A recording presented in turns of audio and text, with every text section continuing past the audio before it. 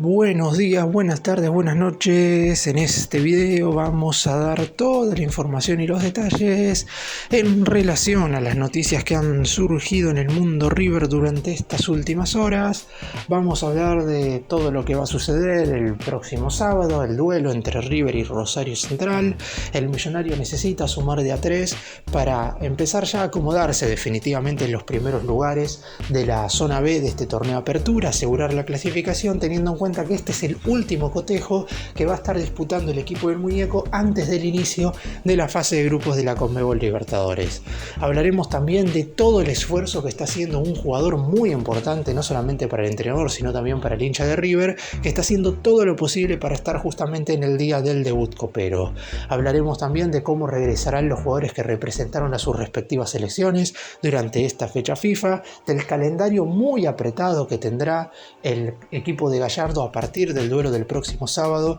ante Rosario Central, de la historia de un futbolista que hizo las divisiones inferiores en River y que durante el partido contra Brasil la rompió vistiendo la camiseta de la selección argentina, de cuánto dinero justamente recibió la institución de Núñez por haberle alquilado el estadio a la selección nacional y de que ya está oficializado el premio que recibirá cada equipo por participar a mitad de año del Super Mundial de Clubes de la FIFA.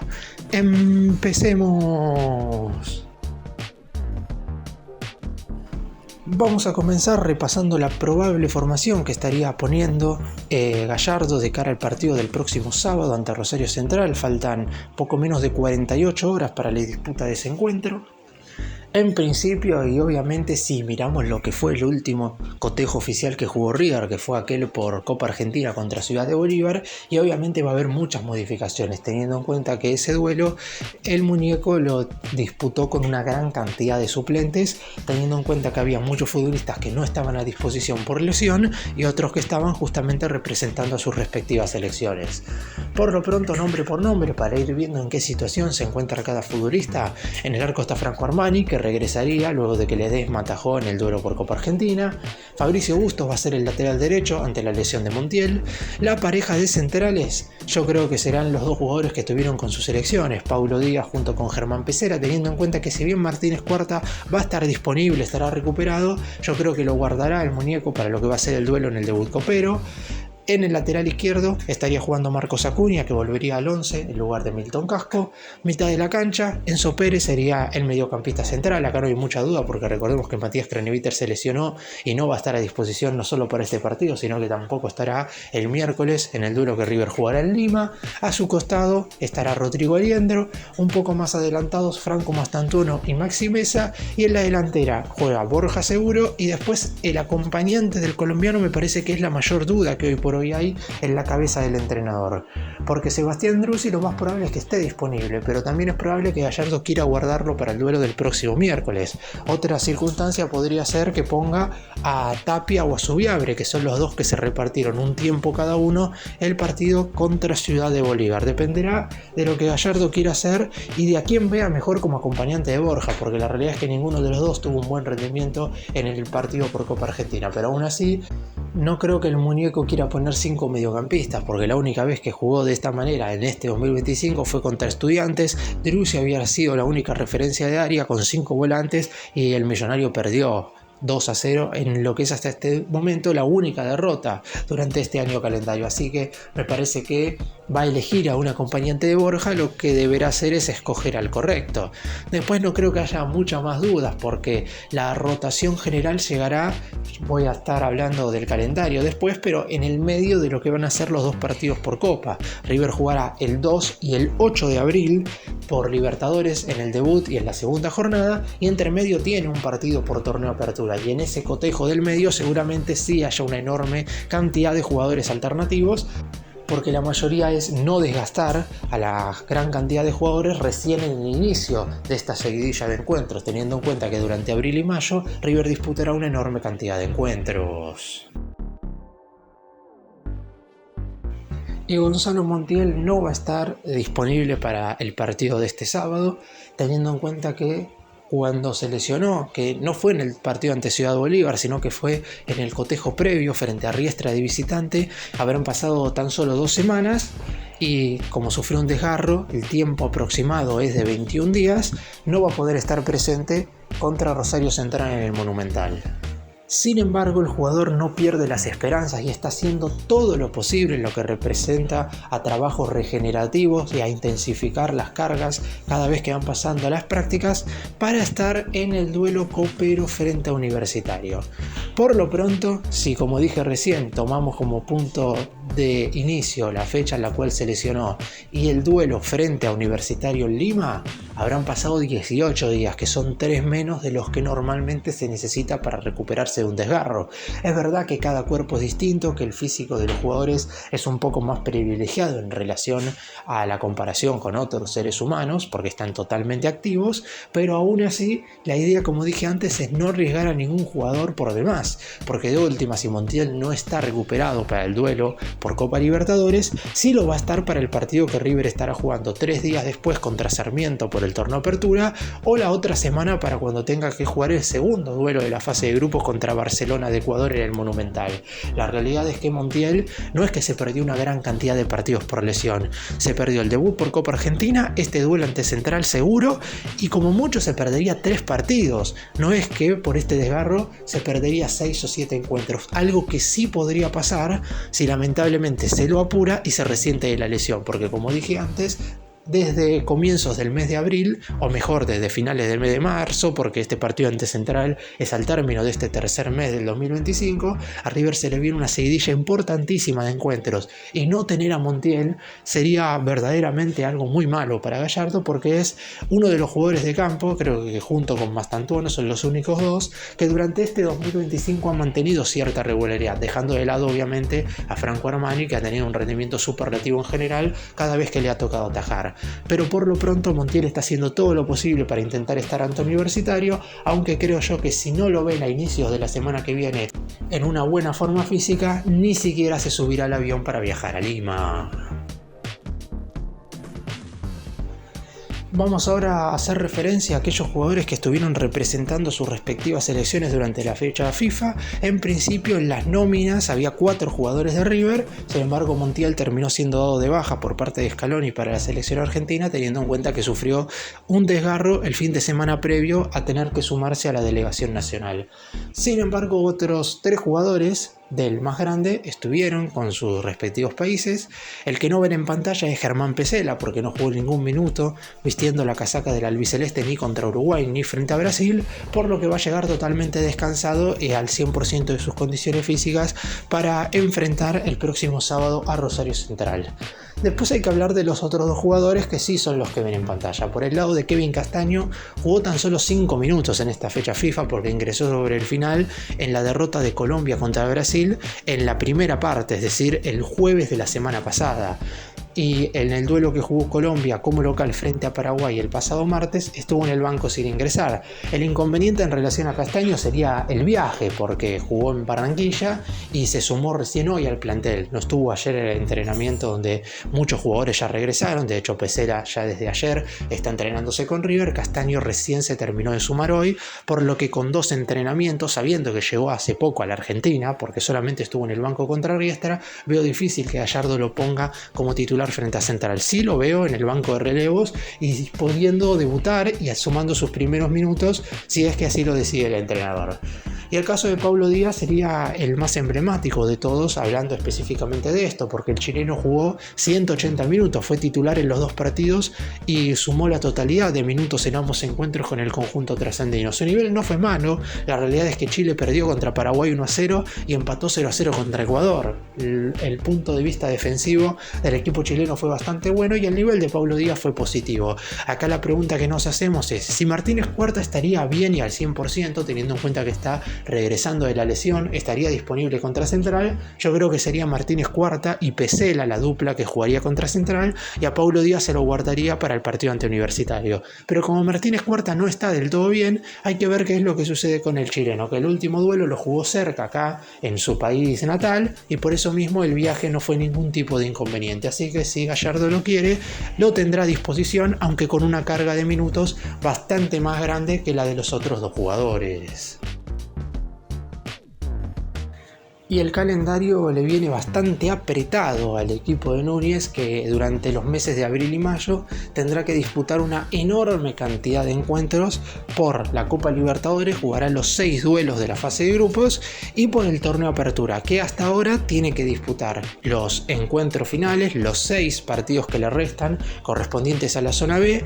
uno más seguro porque River clasificará a los octavos de final, porque tiene que estar entre los 8 primeros y hoy marcha tercero y bastante cómodo en ese sentido. Sí hay que igual finalizar lo más alto posible porque eso te da la chance de jugar octavos, cuartos y semifinales en condición de local, pero por lo pronto como mínimo River 13 partidos juega seguro. Después podría llegar a jugar hasta 16 si es que alcanza la final del torneo doméstico. Ahora repaso rápidamente el calendario. Este próximo sábado, 29 de marzo, contra Rosario Central en el Estadio Monumental. Un par de días después, miércoles 2 de abril, de visitante debut en Copa Libertadores contra Universitario en Perú. 3 días después, sábado 5 de abril, estará jugando frente a Sarmiento en Junín, un partido en el que seguramente Gallardo dispondrá de muchos suplentes porque tan solo 3 días después, el martes 8 de abril, jugará contra Barcelona en el Estadio Monumental por la segunda jornada de la fase de grupos de la Conmebol Libertadores. Este duelo, recordemos, era sin público porque todavía River acarrea una sanción desde el año pasado cuando la Conmebol le suspendió el estadio por una jornada luego del recibimiento ante Atlético Mineiro. Posteriormente, el fin de semana después de jugar ante Barcelona, estará enfrentándose en condición de local a Talleres de Córdoba. Ahí tendrá la primera semana completa de descanso, completa no, porque River juega domingo contra Talleres y viernes de visitante contra Gimnasia. Juega viernes porque el miércoles siguiente, 23 de abril, jugará contra Independiente del Valle en Quito por la tercera fecha de la fase de grupos. 4 días después de jugar contra el equipo ecuatoriano, domingo 27 de abril en el Monumental enfrentará a Boca Juniors. Una semana más tarde estará recibiendo 2 partidos seguidos de local a Vélez en lo que será la última jornada de la zona B del torneo Apertura. Ahí termina el mes de abril. Posteriormente estará jugando durante el mes de mayo los 3 partidos que restan de la fase de grupos de la Copa Libertadores, es decir, contra Barcelona de visitante y los últimos 2 contra Independiente del Valle y Universitario de local. Y ahí habrá que ver cuántos partidos más juega en mayo dependiendo de hasta dónde llegará en el campeonato local. Y la FIFA ya confirmó, y esto es oficial, y hago hincapié en esto porque se ha rumoreado mucho de cuánto iba a ser el dinero que recibiría cada equipo por participar del Supermundial de Clubes de la FIFA, pero ya finalmente es totalmente oficial que cada club, los 32 equipos que disputarán el certamen que se llevará a cabo entre junio y julio en los Estados Unidos, recibirán una suma inicial de $15 millones. Ese será el premio básico que estará recibiendo River junto con los otros 31 equipos que disputarán la competencia por el simple hecho de haber clasificado. Por eso es clave básicamente jugar el Mundial de Clubes. Recordemos que la clasificación a este torneo se da por medio de un ranking que dispone la FIFA de la participación de los clubes en los últimos 4 años en su torneo continental, dependiendo de la confederación en la que jueguen. En el caso de River, la Conmebol, es decir, River se metió en este certamen por su actuación positiva en las Libertadores de los años 2021, 2022, 2023 y 2024. Esta, la del 2025, la que comenzará a jugarse a partir de la semana que viene, ya sumará puntos para el Mundial de Clubes del 2029, junto con la participación en las ediciones 2026, 2027 y 2028. Por lo pronto, además de $15 millones básicos, cada equipo se llevará $2 millones extra por ganar un partido en fase de grupos. River enfrentará al Urawa Red Diamonds de Japón, al Rayados de Monterrey de México y al Inter de Milán de Italia en la primera instancia del torneo, y además $1 millón extra por partido empatado, es decir, River podría llevarse $6 millones extra más solamente en fase de grupos. Y los 16 conjuntos que clasificarán a los octavos de final se llevan un total de $7,5 millones $10 extra más. Los que pasen a cuartos se llevarán 12, los que estén en semifinales se llevarán 15, el subcampeón del torneo tendrá $30 millones extra y el ganador se llevará 40 millones de la moneda estadounidense. Es decir, un equipo que logre consagrarse con el torneo se llevará aproximadamente, dependiendo de la cantidad de partidos que gane en fase de grupos, alrededor de $100 millones, lo que es el mayor premio que se ha llevado un equipo de fútbol en la historia de un torneo internacional, obviamente por su participación en dicho certamen. Y otro monto que le ingresó a River hace pocos días, más allá de que es bastante menor de lo que recibirá por participar del Mundial de Clubes, es el dinero que le ingresó por haberle alquilado el Estadio Monumental a la selección argentina. El combinado nacional ya está en la próxima Copa del Mundo y disputó 5 de los 7 duelos que hasta este momento jugó como local en eliminatorias. Faltan 2, uno en junio contra Colombia y uno en septiembre contra Venezuela, que hay que ver si se juega en el Monumental, pero por lo pronto, por los 5 duelos en los que el más grande recibió a la selección argentina, recibió alrededor de $10 millones entre todos esos partidos, es decir, aproximadamente 2 millones de la moneda estadounidense más recibió por lo que sucedió el pasado martes. Goleada del albiceleste 4-1 sobre Brasil en Núñez. Hasta este momento Argentina tiene un récord súper positivo en el Monumental en estas eliminatorias. Por la primera jornada derrotó 1-0 a Ecuador, por la fecha número 3 le ganó 1-0 a Paraguay. Todo esto fue sobre finales del 2023. El año pasado, en el 2024, le ganó 3-0 a Chile y 6-0 a Bolivia, y en este 2025 ya le ganó 4-1 a Brasil, es decir, 5 partidos jugados, 5 ganados, un total de 15 goles a favor y tan solo un tanto en contra. Un predominio total y absoluto es lo que ha tenido la selección albiceleste jugando en la casa de los campeones del mundo y donde nunca debería moverse la selección argentina. Es cierto que ya se está hablando, teniendo en cuenta que la clasificación a la Copa del Mundo está asegurada, de que los partidos restantes, los 2 que quedan como local por eliminatorias, podrían jugarse en el interior del país. Y es algo quizás totalmente lógico, teniendo en cuenta que serían los últimos 2 duelos que Argentina jugaría en condición de local antes del Mundial. Después habrá que ver si en la previa de la Copa del Mundo, en esas 2 semanas que hay de preparación, los amistosos Argentina los juega como local, como despedida, o si en definitiva los juega fuera del país, teniendo en cuenta que en octubre y en noviembre Argentina disputará amistosos y serán fuera de nuestro país. En marzo del año que viene podría jugar la finalísima con España, obviamente fuera de Argentina, y un amistoso también lejos de lo que serían los estadios de la selección argentina cuando juega Copa local, y después en junio ya empieza la Copa del Mundo. Así que en junio y septiembre de este 2025 serían los últimos duelos de la selección en nuestro país. Habrá que ver si vuelven al Estadio Monumental. Y muchos no se acuerdan que Giuliano Simeone, actual jugador del Atlético Madrid y quien convirtió el 4º gol de la selección argentina en la goleada ante Brasil, hizo gran parte de las divisiones inferiores en River. Se forjó en las categorías menores del Millonario, pero se marchó hacia Europa antes de firmar su primer contrato por la responsabilidad parental, es decir, si bien comenzó en el más grande, terminó de formarse en su actual equipo, que es el Atlético de Madrid.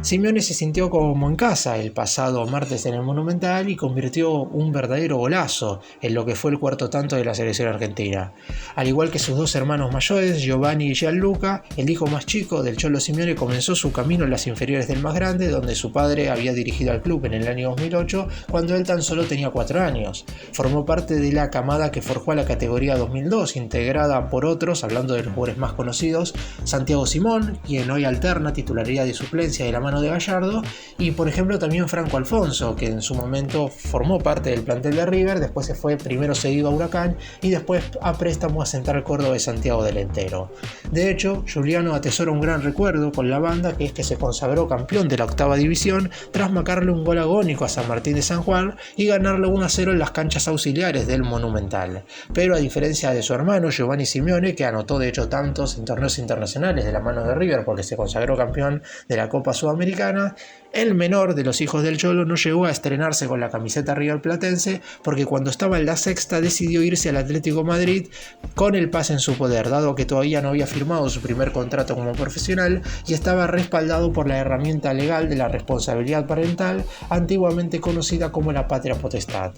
Molesta con la situación, la dirigencia, entonces conducida por Rodolfo D'Onofrio, le exigió al colchonero que le pagara $250.000 en concepto de resarcimiento, dinero que finalmente impactó unas semanas después, teniendo en cuenta que el Atlético de Madrid no quería tener ningún inconveniente con River y que sabían que porque el Cholo Simeone era el padre, esa era una de las razones por las cuales el chico había sido jugador del Atlético de Madrid en ese entonces.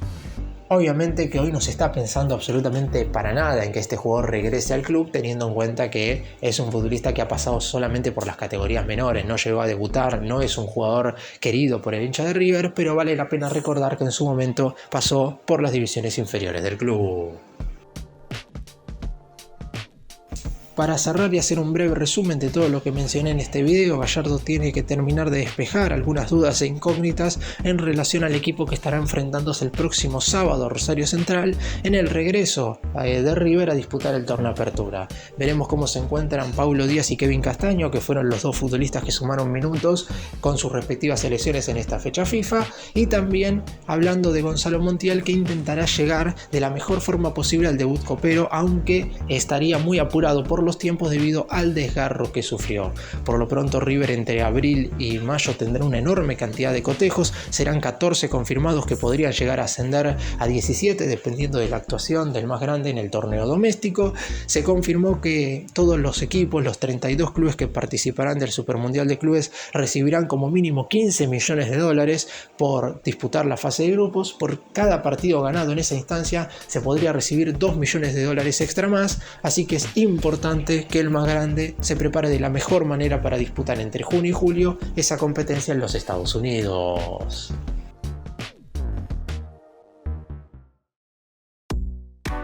Gracias por mirarnos, suscríbanse, nos vemos en el próximo video.